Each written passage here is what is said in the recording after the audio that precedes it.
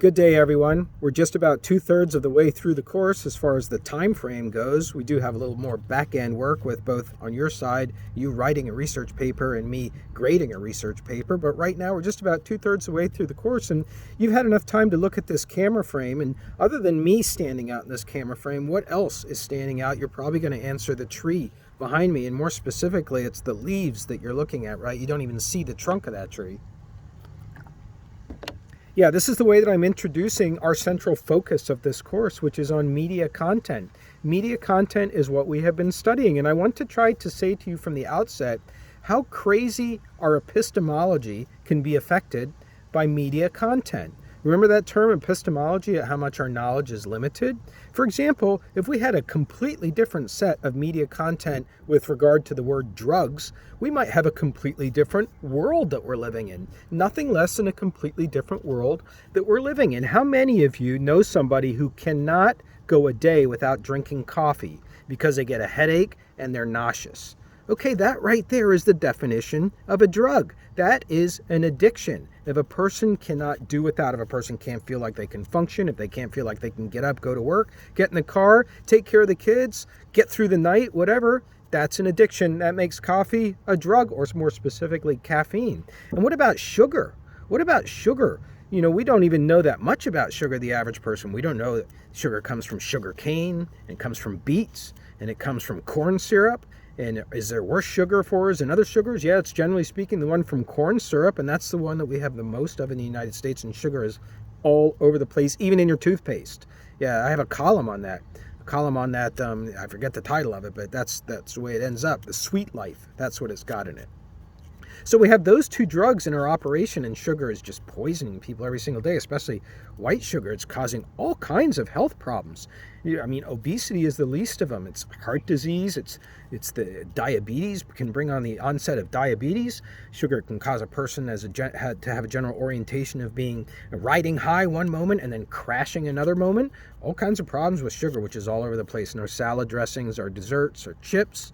Yeah, there's a lot of problems with sugar. So it's a drug that we're taking every single day, and almost everything that we're buying, and even what we're brushing our teeth with at the end of the day. And then there's tobacco, right, which is labeled a drug. Fair enough, it's labeled fair enough, but it is still killing people. It kills people through cancer, carcinogens that are embedded in all those chemicals, including sulfur and nicotine inside of tobacco.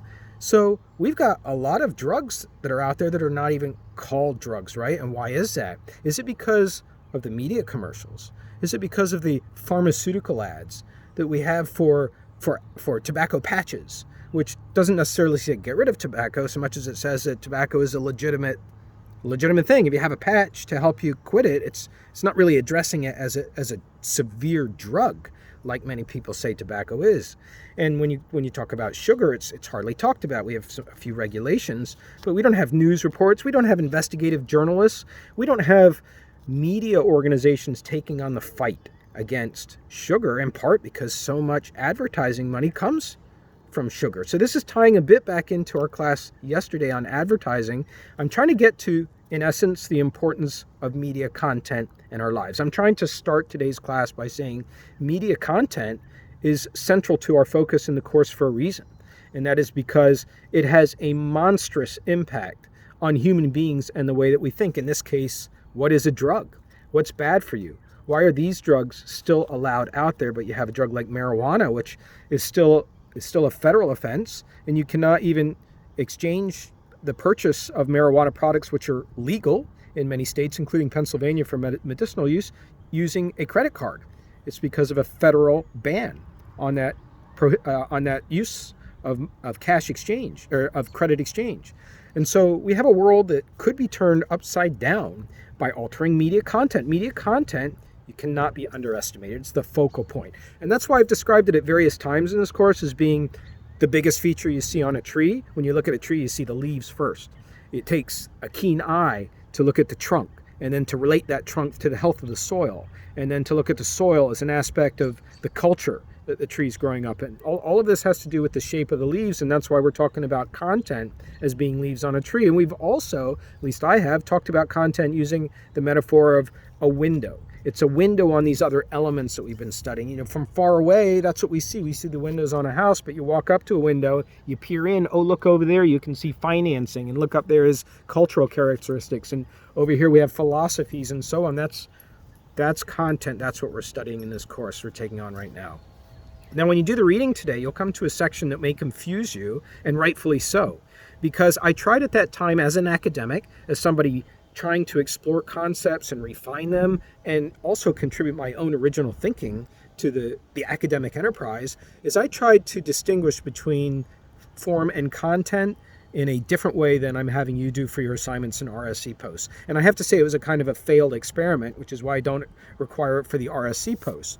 But what I was envisioning was, if you look at a USA Today newspaper, which many of you have seen, it comes free in your average hotel. That's part of their marketing efforts. It has 4 sections. It's got this general section, and then you come to the money section, which is green. The general section is purple. Money section is green. Then you come to red, which is sports. And then it's purple, the last one, is lifestyle or something like that. So you have 4 sections. You could say the form of that newspaper is saying, by virtue of the very first section, the first one that you'll read, the biggest section, the one that comes first, that's hard news. In a way, you're saying that hard news is more important than lifestyle news by virtue of the form of the newspaper, if you get what I'm meaning. So form becomes commingled with content there. The form, the order, the look and the feel, the feel is one after another, after another, after another. It causes people to feel that there's an order, that there is a proper order, and that order signifies what news is that distinction was somewhat unnatural, and I think you're discovering that yourself in your RSC posts, although the way that I've set up the assignment allows you to make that distinction. And so what I tried to do in the book, at least when I wrote it, was to say, let's look at content in a new way. Let's say that content is really form plus substance, that both form and substance, which I then defined as information, make up content together. But this seemed to be either an unnatural distinction in itself, or I was not able to tease it out enough at that time. Maybe I'll revisit it later in my life. I just want you to know when you get to the chapter, that's what's going on there. Don't let it confuse what you're doing with your RSC posts. You're discussing content in your RSC posts as information, and you're discussing form as the look and the feel of the medium. All right, now let's go on to the content areas that you can take a look at when you look at media systems around the world and see whether those content areas are more heavily weighted in some countries' media systems or less heavily weighted in some countries' media systems. So we're going to learn about, in essence, what are the emphases of a country by virtue of its media system. And one of the major areas of content that we take a look at is advertising. So advertising, it's been said that in the United States you're exposed to 10,000 advertisements every single week, no matter what you do or say. I've seen that cited in several research studies. I don't have one to give you right here, but it's a body of knowledge that I've seen repeated several times, including most recently when I observed my good friend and dear colleague, professor's class, Professor Charlie Warner, teaching popular culture. Advertising is, regardless, it's all around us. You know that, right? Times Square is just the embodiment of what we face every day. Everywhere you go, somebody's trying to sell you something. Even an ATM machine, when you're taking your money, is trying to sell you on some service or some product that they're offering there. There's ads when you go to gas stations that are pumping out of radio stations. You cannot drive without seeing billboards. Human beings are wearing t-shirts all the time. You buy stuff and you get extra coupons that are coming with it. There's advertising. We just can't get away from it unless you go camp out in the woods or go sit in a setting like this for a few moments.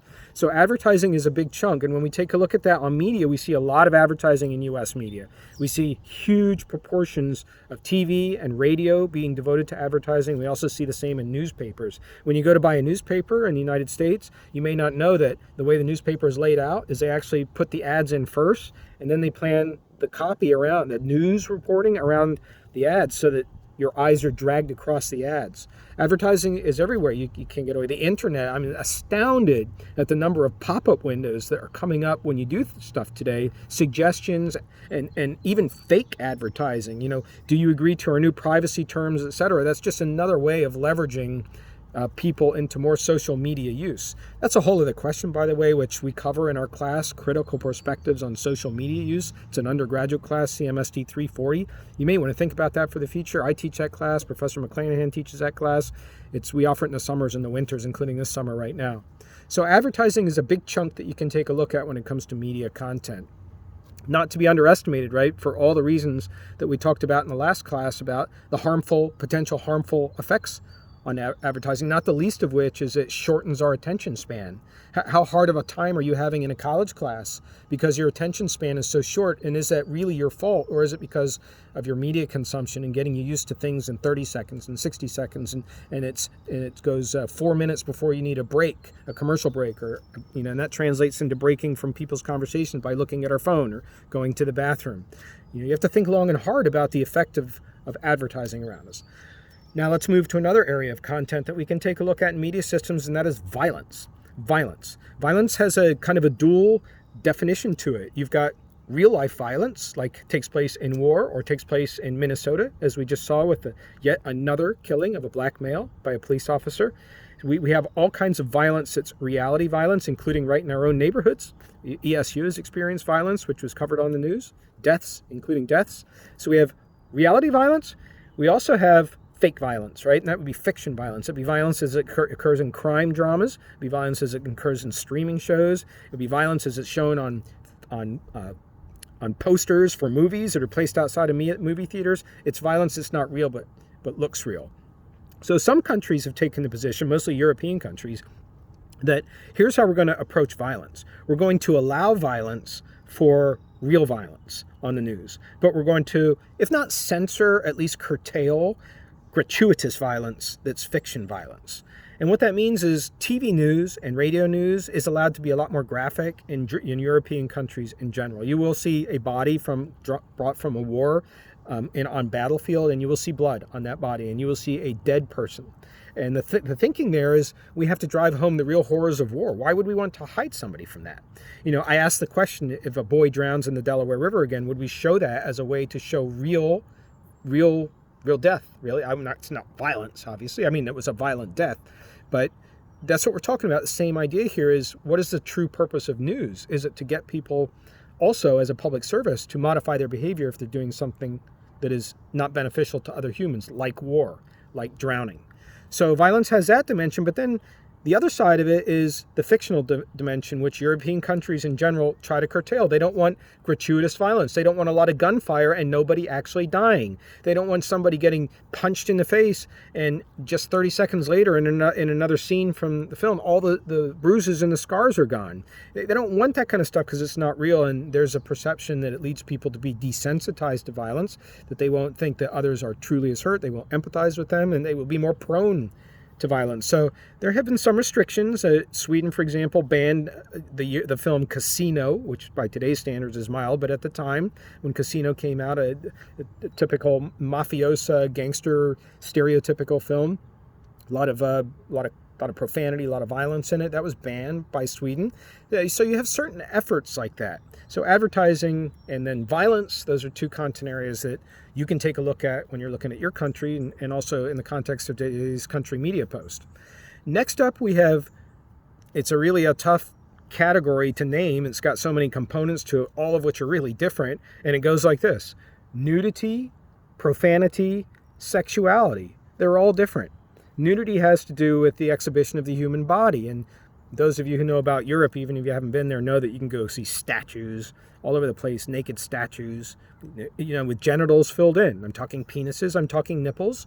You also, on television, regularly in the evening, will see a show with topless women, with occasionally less so naked men.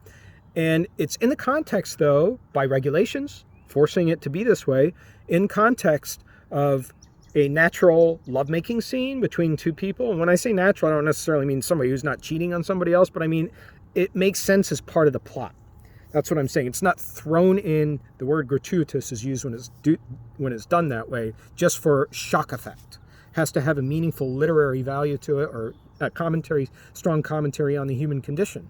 And so nudity it also can go over into sexuality, because nudity, if a person just gets in a shower and it's part of their morning routine and they're in a television drama, why shouldn't that be allowed? Okay, Well, again, to contrast with the US, like I will do now with violence, we have the opposite of both of those in our country. In violence, we tend to say, okay, it's okay on the fictional side of things. We have tons of programming. How many police shows do you know are there? How many shows, medical shows, are showing people who have been beaten up and hurt? How many shows do you have that are action adventure with violence in them? So we have a lot of that and no really restraints on it other than like a mild movie rating system or putting the show late on at night or allowing it to move over to cable where it can be a little bit more lenient that way. And then similarly, we have with our news programs, we don't ban it. We don't have regulations against it, but news organizations choose to self-censor. They choose not to show a body from the battlefield because they believe it will be offensive to people who are presumed to be at their dinner table with their families, and so it's offensive. It's a different cultural set. Neither one is right or wrong. It's just differences. It's learning that point of reference. That's what we're trying to do with content. That's how we start out the course. What's our point of reference in life? How do we really feel and know about violence? What's our epistemology? And so nudity, profanity, which is the outgrowth of that, which is swearing, which can be in a sexual way. Are you fucking her? That's sexual, but fuck you is not sexual. So profanity cuts in different directions. And that's why I say this is a very difficult category. And here in the U.S., I know very well how severe the penalty is to cross over that line and engage in profane. There's even a distinction made between profane content and obscene content. I know a lot about this because this was one of my early areas of publication. I have this publication assigned in my broadcasting class, my radio practicum class. It shows that our obscenity laws actually create exactly what they were designed to prevent, which is to get people to stop from being fixated on sexuality. But, when you hear a shock radio jock playing back a song that has, again, the word fuck in it and the F is bleeped out, just the F, and you actually hear the beginning of the come on. You know what it is. It's a puzzle. You are rhetorically invited by that to participate in it. Hey, piece together the puzzle. What's the word? Come on, let's play a game. We're also happen to be abiding by the FCC rules. I have a column about that in this class. FCC, it's like a broadcasters get the shaft. That's what that one's about. So, yeah, we have some different and oppositional ideas in the U.S. versus Europe when it comes to these main categories. Now let's move on to the next category of content, and that would be education. Education, and this is really also difficult to define. What's education? I mean, I saw a documentary in England that followed two college students, and they met up in their junior year, and then they started acquiring all this debt because they wanted to get away from campus and go on little mini getaways, vacations, Airbnbs and stuff like that. And then they bought a house, and they were saddled with college debt. And one thing that led to another, they had a mountain of debt. And this documentary followed them, but it had a very MTV reality feel to it because it was constructed by the license fee. And you ended up learning a lot. But was it reality television program? I don't know if I can say that. You ended up learning what it is truly like for people to get in. They don't overnight acquire $50,000 of debt. It creeps in. And it's tough to get out from underneath that tremendous weight of the monthly payment, which most of which is going to paying off the interest and not to the principal. So, there's a lot to be learned there. What is that education, or are we really talking about education as Sesame Street? Are we talking about education as a Nova geographical National Geographic documentary? Are we talking about a public service program on Blue Ridge on cooking in the Poconos or landscaping in your yard? Is that education? Of course, the answer to all of these is yes, and even more. Originally, television was designed. Excuse me. Originally, TV was designed to be the original educational online distance learning medium. Yeah, it was supposed to be, that's how it was sold to the American public when the public was worried about what this new technology would be like. Oh, it's going to be this great space for people to earn college degrees through an open university. Well, that hasn't really happened for many other reasons, which is tough to get into right now because there's a lot of other things that need to be mentioned if you're going to bring up the subject at all. Maybe we can get into on the side if you want to know my thoughts, that is. But education is another big portion of media content we can take a look at. How much is advertising? How much is education? How much is violence? How much is these other categories I'm going to talk about, including public service? And is public service really different from education? That's the next category of content I'm talking about here now, public service. And where does news fall in all this? News reporting, journalism, investigative reporting, magazine reporting like 60 Minutes, and also Flat Out magazine, in-depth reporting. Where does that fit? It's a public service. So public service is providing people with information that is, for the most part, unmotivated by hidden agendas that are not in the public's best interest. I mean, advertisers don't have the public's best interest. If they can sell a teenager dandruff shampoo by making the teenager feel afraid about dandruff being the one chance that they have to get together with somebody of the opposite sex and they will blow it if they have dandruff, that's not the young person's best interest in mind. That's the advertiser's best interest in mind. All these advertisers now telling us that in the time of coronavirus, they are, I'm being cynical here. Don't let my opinion be yours. But I'm trying to point out that when you have information in media, one of the things you need to consider is what is the interest of the people that are delivering that information. And in most cases, in our media system, it's to make money. However, on PBS, and to some extent the networks, and to some extent CNN, and certainly to some extent on Blue Ridge, many people say that your local TV provider, which also is not just a delivery system of content, but also provides content in the form of news like Blue Ridge Communication does. Kim Bell is the GM of that operation. I'm very happy to say that. It's a great example of how local TV news and local programming still is more inclined towards public service, information that's less open to the motives of others. And when you let advertising and sponsorships creep in there, you start to lose that control. Next up as a category, we have to call it, I don't know what else to call it, entertainment. Entertainment, another category of media content, and really everything is entertainment, right? This is the biggest umbrella content at all, but the question is, if you watch programming that you also, and read programming and look at stuff on the internet that you consider to be entertaining, are you also learning from it? I mean, you can say learning, yeah, I'm always learning, right? But are you really learning? Are you developing analytical thinking? Are you synthesizing information? Are you discovering that there's other information out there that you didn't realize? Are you getting insights? Those are questions that come with learning, and is entertainment learning? The vast amount of our television programming in the evening is entertainment. What does that say about us? Does it say we need that? Our days have been so horrific, we need to escape? Okay, again, I'm imparting some of my commentary here, but I'm also trying to pillory, if you know that word, an idea so that it's pushed out there to such an extreme that you examine it even more. And is that why we have so much entertainment? Is that why we know more about the Kardashians than we do the name of our the Prime Minister in Canada? Because we know so much about entertainment. I mean, how many of you in this class, even at the graduate level, know both senators for the state of Pennsylvania? How many of you know both of the senators? How many of you know your local representatives of people who are representing you? So these are major questions to be asked in light of the effect. That's what we're talking about overall, the effect of media content on us. What's the big effect of us being entertained all the time?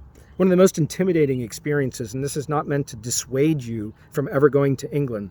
One of the most intimidating experiences is to go to England and have an average conversation with a person because they just seem so incredibly knowledgeable. And I ask myself, why is that? And I've spent a lot of years in England. My dad was Scottish when he is Scottish, but he's not alive anymore. My mother, still alive. She's English, lived in England many summers, been to England many times, taken my family to England many times. England has a media culture that is more elevated in terms of educational content. You have a lot more documentaries because of the presence of public service. You have a lot more programs that, because of that, would otherwise be commercial, that are also pulled more towards educational side so they don't stand out as shallow. And you have tons of newspapers, and you have people in pubs reading books all the time. Or their phones too, but what they're reading is serious content. They're reading political news.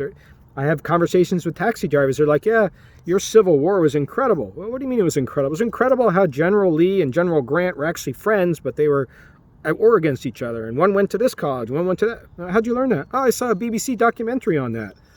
Wow, yeah, gee, I guess I need to go home and reacquaint myself with the Civil War too, because I felt in the dark about a lot of his conversation.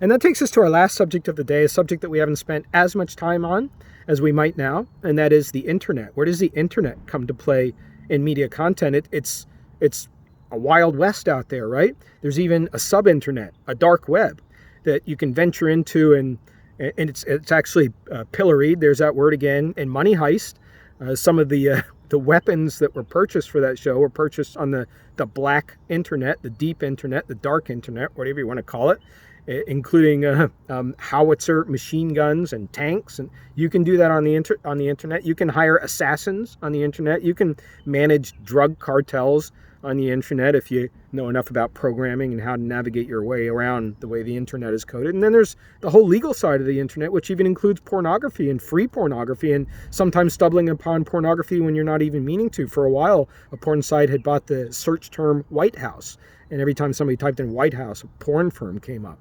And then we also have ways of learning how to do things like make bombs on the internet. So, certain countries have tried to restrict the internet. France has placed a ban on Nazi memorabilia as far as being auctioned off and sold on the internet. That's not permitted on the internet in France. We've had various attempts here in the United States to regulate the internet. They haven't been successful. The Communications Indecency Act was tried. That failed. So the internet still remains to be seen, but there are controls. Put on. You are aware that every time you're on the internet, you're being monitored, and that in and of itself forces people to control themselves. Your data is being sold to big data companies, and also as the National Security Agency could be looking at you, depending on if you're talking to people overseas about certain subjects, or even certain subjects just domestically here. You could be surveyed, and then there's a whole idea with the internet that you could be recorded every time you do. You could digitize. I mean, these videos. If I run the risk every time I create a video of saying something that could live in infamy. Could be around forever. And so the internet has really yet to be explored in terms of what it means for media content. And I've only been talking about the content. I haven't been talking about how the internet delivers media content to people. That's how we're able to get a money heist wirelessly on our television sets. That's how we're able to see Survivor from overseas at wireless, satellite, cable. They all come together over the internet, and that's how things are transmitted today. I accept most of my assignments from students that are audio assignments and video assignments. They're coming to me by internet files, MP3 files, MP4 files. So the internet is a big wild west out there. It's just that you can't really view content as a viable option as you would like to, because there are still bottlenecks. It's still tough to stream for a lot of people, especially people hogging data in a pandemic age. It's tough to stream what you want. And then there's battery issues of batteries dying on your phone. And then you have other issues as well, like access of having to pay to get, you've got all these ways to look at TV content. You've got Hulu, you've got YouTube, you've got Netflix, of course, Netflix, and tons of others. There's Crackle and all kinds of other ones, apps on phone, and they all have their own domains of content, and some of the content crosses over, but all obviously, what do you end up doing? Subscribing to 90 services to get your full banquet of selection of TV. Nobody's going to do that. So you have some natural controls there on media content. A lot for you to consider, but then again, this is where we wanted to be in this course. We wanted to be at media content. We're riding the crescendo right now, and you're proposing your comparative media research paper tomorrow, by Saturday, by 1 o'clock. So it's a good time to be crescendoing so you can really focus in. And that's where I want to finish up my video with you today. Some of you are already thinking in a direction about media themes that is not focusing on what a media theme is. So I want to focus on that right now. I'm talking about a content theme. Sorry, not media theme, content theme. This is what is to be the central research question of your course. And when you look at the content theme between the two media that you're studying, how can you break that down into 3 variables that will allow you to compare those two media? A theme is not how radio is delivered in a country. A theme is not the impact of a film on an audience. Those two things are totally outside the boundaries of this paper. You are not going to be studying the audience in this paper. You're not going to be looking at the effect of your media content on the audience. Do not write about how you're going to see how your audience is affected by your media content. Do not write about how media content is delivered. That's only a piece of the system. We are focusing on a content theme. So the content theme I gave you as an example should pave the way for you, but I'm going to try and broaden it a little bit here. And that the content example I gave you is, what does this film portray as gender equality? What does this sitcom portray as gender equality? How is gender equality portrayed? Portrayed. That is the key to you focusing in on a viable content theme. Gender equality is something I didn't necessarily make up. Obviously, gender equality has been discussed for decades. It's at it's the spearhead of women's movements to try and get a salary adjustment because there is no equality there. But I made that up because I figured this was a content theme that I could look at between two sitcoms and break it down by domestic, break it down by social, break it down by economic, and then define those myself. So you're going to be looking at how the content is portraying a theme. The theme has to come from here. It's in you. And I'll be sending your proposal right back to you, or you won't get a great grade if you send me something that says, look at the effects of the audience, or compare how TV is distributed versus in this country versus that country. I hope that helps you. Of course, if you have any questions, you're free to email me. And if a meeting is necessary before tomorrow at 1 o'clock, we can arrange that as well. In the meantime, I hope you have a great day and a great weekend.